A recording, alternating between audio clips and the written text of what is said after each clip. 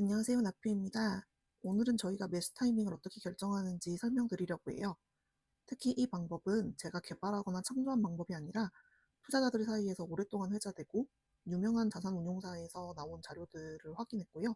백데이터로 어느 정도 검증된 방법이라서 투자를 시작하시는 분들이 알면 좋을 것 같아서 소개드립니다. 첫 번째에 대해서 가장 많이 이야기하는 방법이 적립식으로 지수 추종을 하는 거죠. 매달 정해진 날짜에 S&P 500이나 코스피 같은 지수 추종 ETF를 사는 겁니다. 이 방법의 장점이 뭐냐면요. 머리 아프게 투자 공부를 할 필요가 없습니다. 주식 투자에 들어가는 모든 에너지를 빼고 매수만 하면 됩니다. 그래도 수익이 나는 이유를 한번 설명해 볼게요. 저희가 매달 딱 1만 원치만 계란을 산다고 생각할게요. 그럼 계란이 비쌀 때는 한 판만 살 수 있습니다. 계란을 적게 사는 거죠. 그런데 계란이 싸면 세 판까지 살 수도 있어요. 많이 살 수 있죠. 그러면 우리는 2만 원으로 계란을 4판을 가지고 있는 겁니다. 다시 계란 가격이 1만 원이 되면 저희는 이득이 됩니다. 생각해보면 주가는 다시 똑같이 제자리로 온 건데 나는 돈을 번 게 된 거죠. 떨어졌을 때도 계속 매수를 했으니까요. 이걸 코스트 에버리징 효과라고 하는데요. 저희는 투자금을 모아두는 통장이 있다고 설명드린 적 있는데요. 이 통장에 돈이 1,000만 원 정도 쌓이면 타이밍을 고려하지 않고 바로 구매합니다. 매달 사는 건 아니지만 어느 정도 주기를 가지고 적립식 매수를 하는 거죠. 두 번째는 빅스와 공탐지수를 보고 투자하는 겁니다. 이 방법은 제가 집을 샀던 영상에서도 한번 언급한 적 있는데요.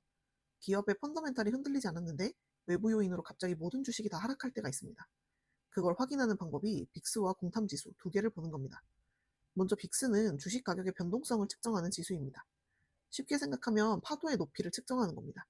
오늘 바다 잔잔하네 하면 빅스가 낮은 거고, 파도가 미쳤다, 다들 튜브 버리고 도망친다 하면 빅스가 높은 겁니다. 공포가 클수록 시장에서는 비이성적인 매도가 일어납니다. 근데 빅스를 보면요, 생각보다 치솟는 날이 많이 없습니다.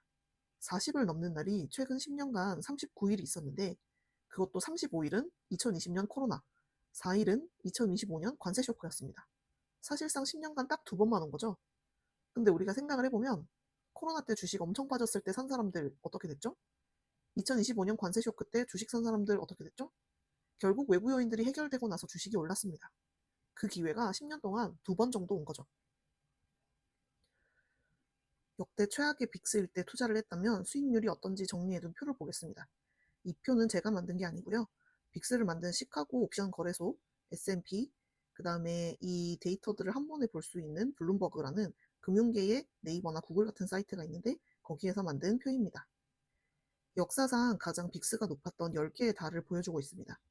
그리고 그 시점에 주식을 샀다면 12개월 후에 수익률을 보여주고 있어요. S&P 500만 샀더라도 1년 후에 최소 20%의 수익률이 나올 수 있죠.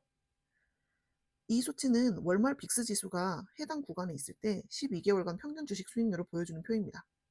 30만 넘어도 연수익률이 15.9%가 되죠.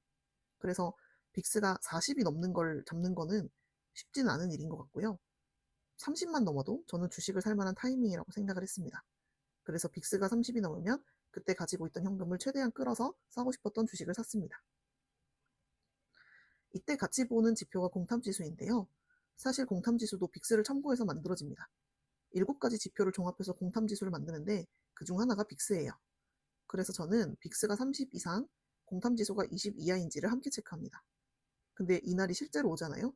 그러면 주식이 정말 전부 다 왕창 빠져서 심리적으로는 굉장히 무섭고 두렵습니다. 근데 이때 한두 번만 소액이라도 사서 다시 오르는 걸 경험해 보시면 그 다음에는 세일 기간이라고 받아들여집니다. 저는 공탐지수는 이렇게 스마트폰 메인 화면에 위젯으로 추가해서 매일 보고 있고요. 빅스는 토스증권에서 틈틈이 확인하고 있습니다. 오늘은 저희가 매수하는 방법에 대해서 공유드렸습니다. 저희의 방법을 무조건 따라하신다기보다는 조금씩 따라해 보시고 그게 성공한다면 여러분들의 성공 패턴 자리 잡아야 여러분 것이 될 수 있어요. 한번 해보시고 또 궁금한 점이 있다면 댓글로 남겨주세요.